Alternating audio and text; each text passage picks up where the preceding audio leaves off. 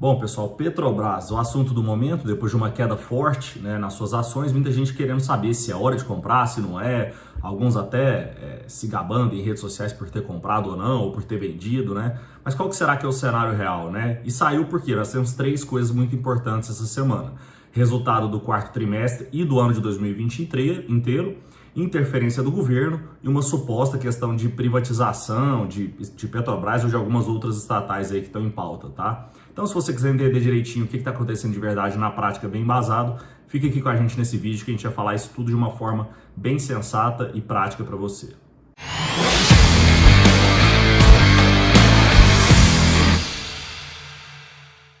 Então vamos lá, pessoal. Achei importante fazer esse vídeo aqui para vocês e trouxe a minha pauta aqui, porque tem muita gente falando sobre Petrobras essa semana, né? Eu vi muitas opiniões totalmente sem embasamento, tanto de mercado, pessoas que estão começando e dando opinião, quanto de cenário econômico e político também não entendem o que está acontecendo de verdade, e quanto também do resultado do quarto trimestre do ano passado da empresa. Foi um resultado bom ou foi um resultado ruim? Se você vê alguém falando que foi um resultado muito bom, ou se você vê falando que foi um resultado muito ruim, pode descartar porque não entende o que acontece com Petrobras e com o mercado brasileiro de verdade. Porque no fundo, é o meio do caminho entre essas duas coisas. Você vai entender por que ela fica quase sempre dentro desse meio do caminho, a Petrobras em si, tá? Então, essa semana a empresa teve uma queda muito forte depois de uma intervenção do governo, vocês vão entender por quê. E muita gente começou, né, a se gabar de ter conseguido pegar ela depois da queda e subiu no dia seguinte, depois caiu de novo, né? Mas enfim, ela perdeu 74 bilhões de valor em um dia, tá? No dia seguinte recuperou cerca de 30 bilhões. Então, assim, na verdade, muita gente eu vi, né, se gabando de ter pegado esse movimento, mas eu sei de algumas pessoas, inclusive uma influencer, mulher no caso, é até difícil, eu gosto de incentivar a mulher, que estava, na verdade, comprada, né? Então, na verdade, ela foi um prejuízo, mas estava, né, em vez de entender o caso, falar com mais responsabilidade, se gabando de uma coisa que não é verdade, tá? Então, primeira coisa que a gente precisa entender aqui. Antes de tudo, a Petrobras é uma empresa como outra qualquer, né? Por exemplo, a gente recebeu uma pergunta essa semana, que foi a seguinte: se a Petrobras tiver prejuízo, o governo deve cobrir por ser uma estatal? Né? A Petrobras é uma empresa, e se qualquer empresa tiver prejuízo, o que vai acontecer e onde entra o governo aqui para você entender? Primeira coisa, a empresa teve prejuízo naquele exercício, naquele ano. Vamos supor que no ano de 2020 a empresa teve um prejuízo. De onde vai vir? Quem vai cobrir esse prejuízo? Primeiro ponto, o caixa, as reservas da própria empresa, se ela tiver uma reserva para cobrir esse prejuízo, para pagar fornecedores, funcionários, os seus custos, etc., que foram maiores do que as receitas, tá? Se ela não tiver caixa e não tiver reserva, de onde vai vir o segundo momento? Ou o capital de terceiros, financiamento, empréstimo, dívida, etc., se ela conseguir pegar, ou tiver um bom acesso a um custo bom, tá? Ou o capital próprio de acionistas, tá? Então, os próprios sócios, como qualquer empresa de capital fechado ou de capital aberto, vão ter que injetar capital. Se ela não tiver acesso a um financiamento, ou achar que o financiamento que ela tem acesso naquele momento tem um custo ruim de dívida, um juros alto. Resumindo de forma bem simples assim para você entender. Caso não tenha capital de terceiros nem capital de sócio, a empresa vai para um processo de falência, ou até antes, quem sabe, uma recuperação judicial, que vai tentar congelar essas dívidas durante um tempo, até ela tentar se recuperar.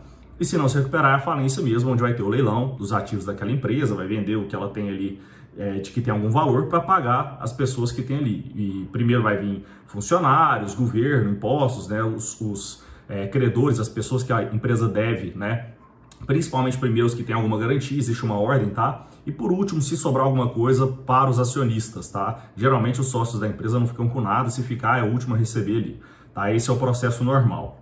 Segundo ponto que é importante a gente falar aqui, sobre as intervenções que foram feitas, tá? Ou se isso é só um ruído, ou se isso é um fato que realmente afeta a empresa, né? E essa perda de valor momentânea ou não faz sentido ou foi uma oportunidade de compra, tá? Primeira coisa, o que aconteceu? De forma bem simples aqui para vocês, eu já falei isso na live de segunda-feira, mas para vocês entenderem um pouco melhor. O preço do barril de petróleo subiu no mundo inteiro por alguns motivos. A gente tem vamos dizer assim, uma tempestade de neve na região do Texas, ali nos Estados Unidos. Então, a produção de petróleo caiu e já vinha subindo também, principalmente por Ásia, aquecendo a economia muito forte, tá? E tendo uma demanda por petróleo muito alta. Então, o preço do petróleo, do barril de petróleo no mundo todo vem subindo nas últimas semanas aí, tá? A diretoria da Petrobras, como qualquer empresa de petróleo, anunciou o ajuste de preços do combustível, tá? Combustíveis em geral, gasolina, diesel, etc. E aí, só que estava tendo em paralelo a isso, tá? Uma pressão de uma classe específica na economia brasileira, na questão política, que são os caminhoneiros, um grupo que inclusive foi de apoio do Bolsonaro na outra greve passada e tudo, né? Então, Bolsonaro foi lá e interviu e até trocou o presidente da Petrobras, que é o Castelo Branco, que vinha fazendo um trabalho muito bom, tanto operacional, de deixar a empresa mais eficiente, mais enxuta, quanto de limpeza de corrupção e de custos desnecessários ali dentro, tá? E aí, além disso, também ele anunciou o corte de impostos sobre o diesel especificamente durante 2 meses, tá? Por que isso é importante aqui com esse assunto específico? Porque isso gerou um estresse no mercado como um todo, porque a gente está num momento que, apesar de ser um imposto só sobre um combustível específico, que é o diesel, que os caminhoneiros demandam mais, e só durante 2 meses, a gente está num momento de economia muito delicada, precisando de aumentar a arrecadação, que a economia está parada, né? As empresas não faturam, não geram renda e o governo não tributa, além de vários benefícios que foram gerados ano passado para a economia não colapsar. Então, essa situação fiscal delicada e arrecadação muito reduzida gera uma preocupação em você vir cortar mais o imposto por conta de exigência de uma classe específica, tá? Enfim, então que isso é bom ou ruim, realmente faz preço na empresa, muda o fundamento da empresa de verdade ou não? Tá? Primeiro, isso sempre acontece, tá? Pelo menos nos últimos governos, nos últimos 20, 30 anos, alguma coisa entre isso aí, praticamente os últimos 6, 7 governos, teve alguma interferência de presidente na Petrobras ou na sua política de preços ou alguma coisa assim, tá? Então, é uma coisa que não é só do Bolsonaro, ela é recorrente mesmo, apesar de ter sido, sim, um erro grave. Então vamos entender, isso afeta o valor da empresa? Afeta de fato os fundamentos da empresa, não é só queda de preço e oportunidade momentânea, você tem que parar e analisar com um pouco mais de calma. Por quê? 2 motivos aqui. Primeiro, política de preços, você afeta a receita. Como que a Petrobras, de forma muito bem resumida, muito simplificada, ganha dinheiro no seu principal negócio, que é na parte do petróleo, tá? Ela tem outros ali, de gás, enfim, outras fontes também de receita.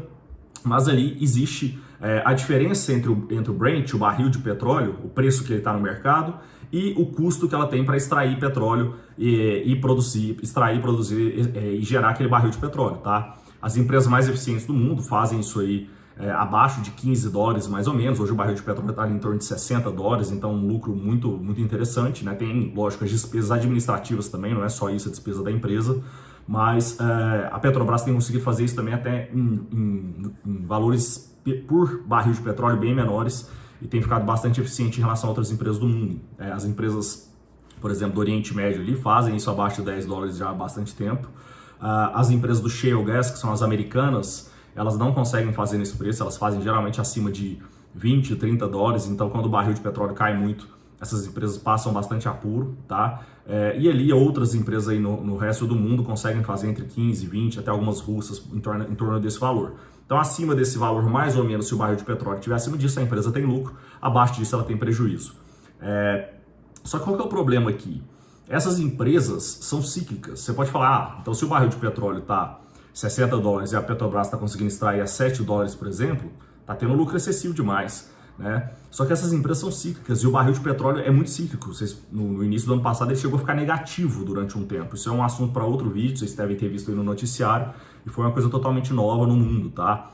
Então, como essas empresas são muito cíclicas, ela precisa acumular caixa nesses momentos de lucro alto para sustentar os momentos de queda de barril de petróleo que vão acontecer, tá? Tanto no curto prazo, durante os anos, aí, ciclos menores, quanto ao longo do tempo também, se a demanda por petróleo diminuir. Então, ela precisa acumular caixa, não é porque ela está muito lucrativa e está sendo muito ganancioso. Ela precisa acumular, senão, quando chegar o momento do prejuízo, ela não vai ter caixa para cobrir isso daí. Tá? Então, se não houver acumulado, quem que vai pagar a conta? Provavelmente o governo, que somos nós, os contribuintes, na verdade, e os sócios minoritários aí, que você tem tanto pessoas com bastante dinheiro, empresas com bastante dinheiro, como fundos de pensão, que estão com dinheiro de muita gente que não tem dinheiro, tá? Pessoas bastante humildes aí pagando essa conta também. Segundo ponto, então falamos da receita, questão de confiança dos investidores no Brasil e no mundo, né? Isso afeta o quê? Os múltiplos da empresa.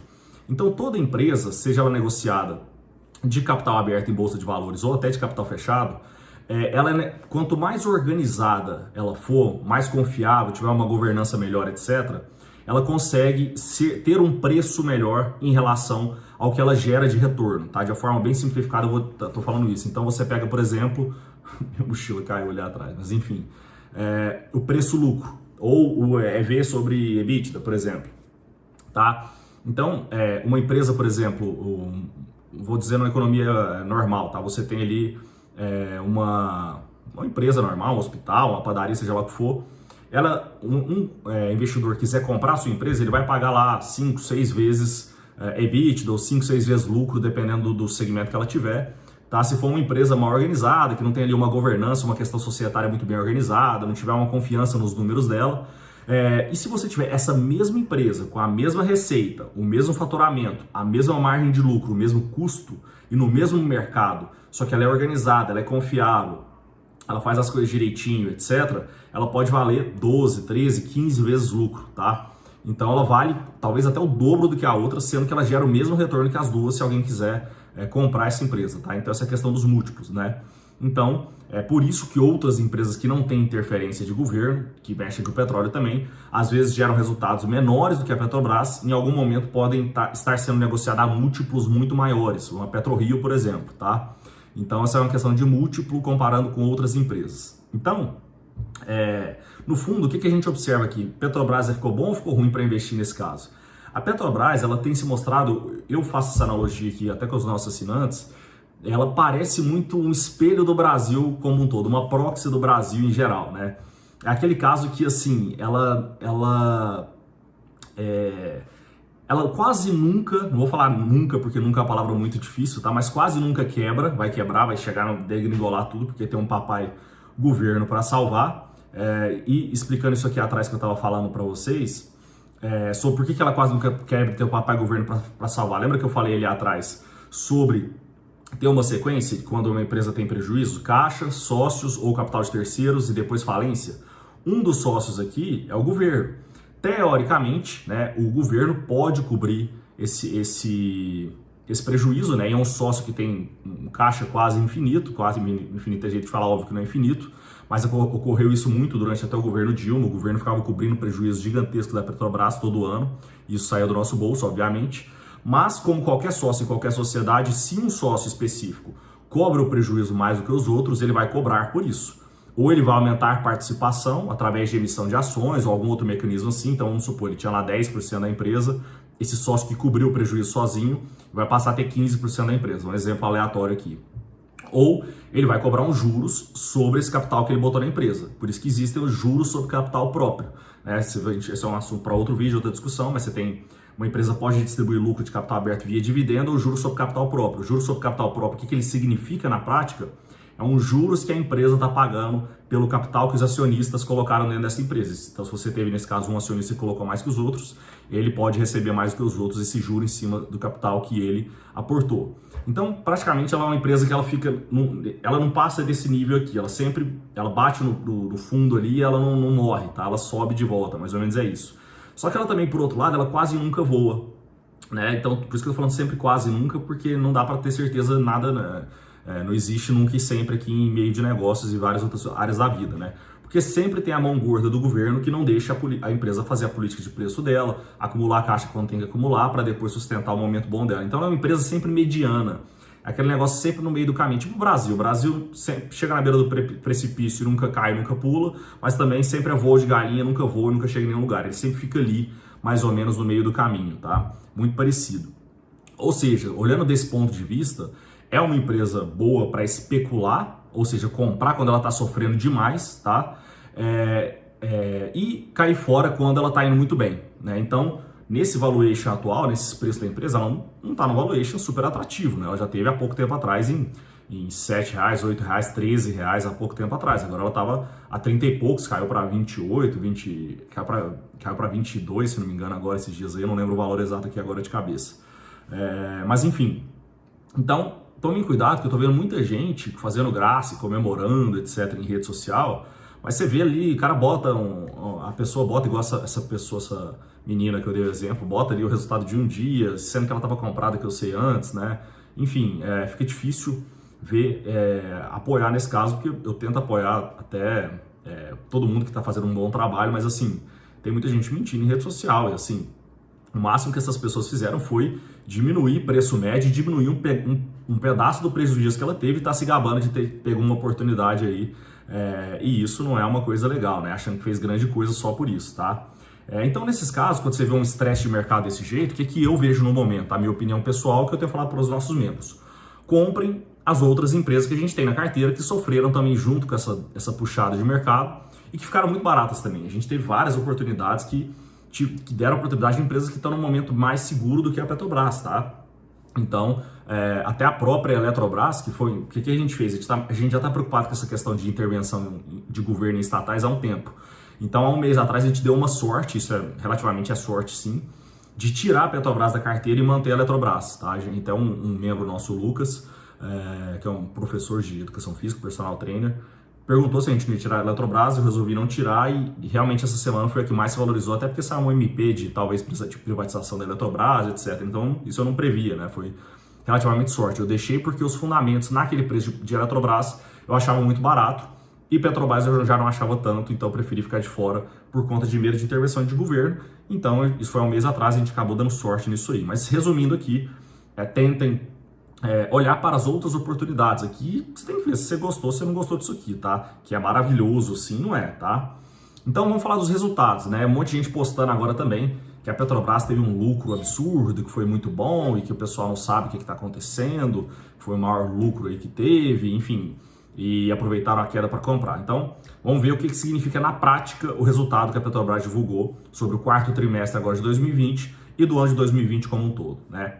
Primeira coisa, sobre gestão, realmente o Castelo Branco e a equipe da Petrobras fez uma gestão fantástica, porque foi um ano muito difícil, um dos anos mais difíceis do setor, porque variou demais o preço do barril. A gente está num preço agora super alto, é um preço muito bom, já teve bem mais que isso, já teve acima de $100 há uns anos atrás, hoje está em torno de 60, mas estava 30, 40, né? Mas chegou a ficar negativo ano passado, foi uma coisa que nunca aconteceu na história, né? Então, uma coisa muito difícil, teve parada para manutenção que tem que ter mesmo, algumas interrupções e essas paradas foram adiadas por conta da pandemia e não podia aglomerar trabalhador, etc. Então conseguiram um resultado bom num ano muito difícil, então foi uma gestão boa sim. Segundo ponto, a receita e o EBITDA, né, o lucro operacional e a receita dessa empresa.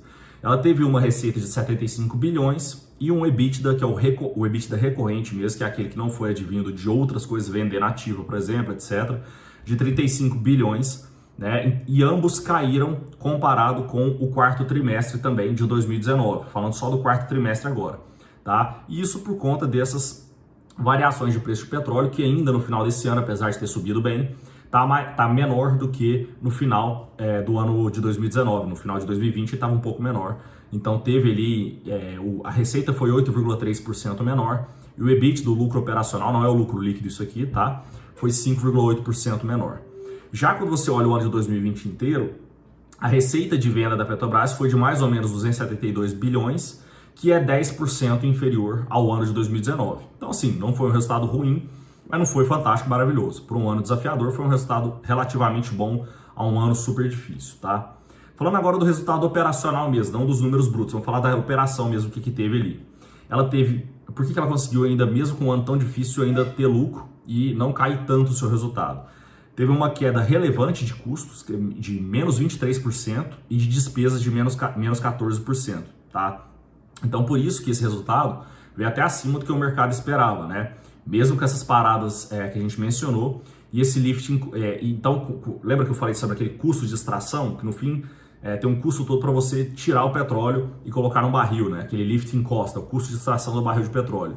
Graças a esse controle de custo que a Petrobras fez, a gestão do Castelo Branco foi muito bem feita, ele caiu de $6,5 para $5,6, também aproveitando também muitas coisas do pré-sal que foram bem aproveitadas. Então, assim, um custo e uma eficiência muito boa comparado com as empresas do mundo inteiro aí, tá? Olhando para a alavancagem, o perfil da dívida e o caixa dela, olhando mais para a questão de estrutura de capital dessa empresa, se ela está muito endividada, se ela tem caixa sobrando, se está saudável, se está perigoso crescer, alguma coisa assim. Ela está com fluxo de caixa saudável ainda, tá?